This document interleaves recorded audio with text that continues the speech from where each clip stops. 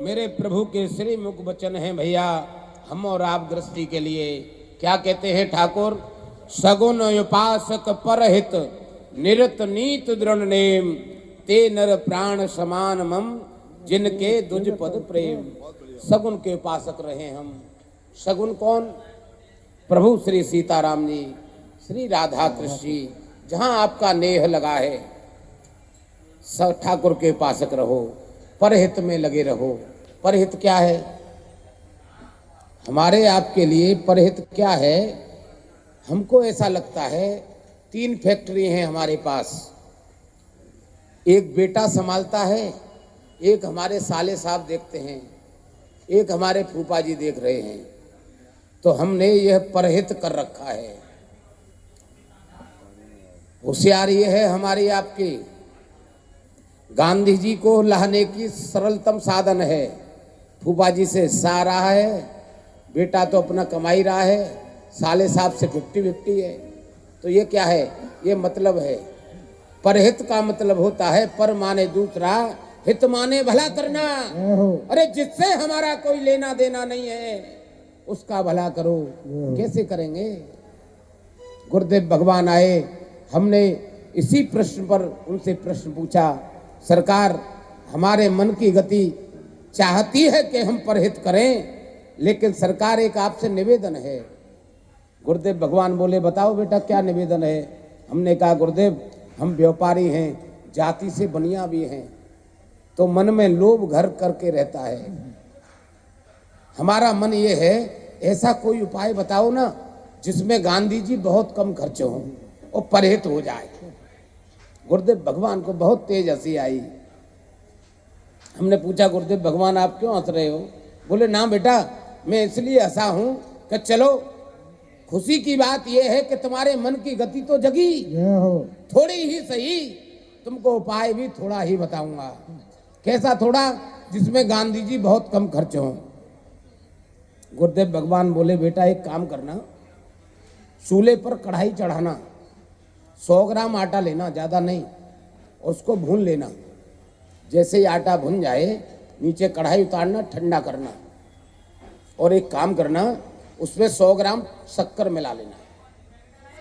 मिलाने के बाद कितना वजन हो गया? हमने कि गुरुदेव 200 ग्राम हो गया। कितने रुपए खर्च हो गए तेरे? हो गए होंगे 10 के करीब का सामान आ गया। अच्छा, 10 रुपए का आ गया, ठीक है, कोई परेशानी तो नहीं है? अरे गुरुदेव भगवान कैसी बात करते हो, ठीक ठीक ठीक। ऐसा करना, आगे एक डिब्बी लाना प्लास्टिक की, और उसमें उसको भरना।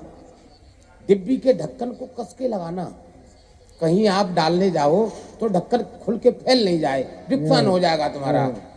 तो फिर एक काम करना, उस ढक्कन में सुई से छेद करना और प्रातः प्रातः निकल जाना। पीपल भगवान के नीचे जो चीटी भगवान संत भगवान के रूप में विराजे हैं, उनको भोजन कराना। हजारों ब्राह्मणों का भोजन, संत भगवान का भोजन करा के प्रतिदिन घर पर आओगे आप, वह आपकी झोली में धर्म एकत्रित होगा। कारण परहित सरिस धर्म नहीं। जीवन में धर्म ही एक ऐसा है जो प्रकाश लाता है, आनंद लाता है। इसलिए परहित करके हमको धर्म एकत्रित करना है। धर्म परहित से एकत्रित होगा, लेकिन जैसे ही परहित में मन लगेगा तो एक दरवाजा और खुलेगा। क्या? जब से हम परहित करने लगेंगे, कुछ ही दिन के बाद हमारी मन की वृत्ति जगेगी और हमारे हाथ में जो डिब्बा है, कभी उसको देखेंगे, कभी इस ठाकुर को देखेंगे, कभी उसकी कृपा को देखेंगे, धिक्कारेंगे अपने आप को।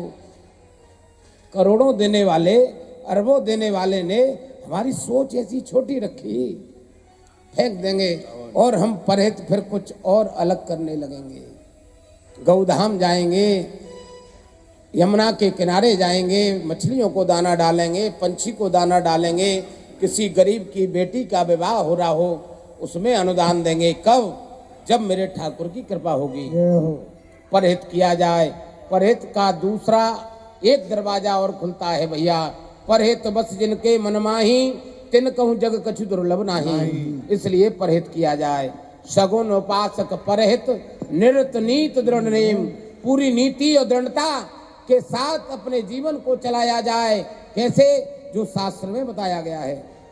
संकट कटे मिटे सब पीरा, जो सुमरे हनुमत बलवीरा। जय जय जय हनुमान गोसाई, कृपा करहु गुरुदेव की नाई। सुन लंकेश सकल गुण तोरे, ताते तुम अतिशय प्रिय मोरे।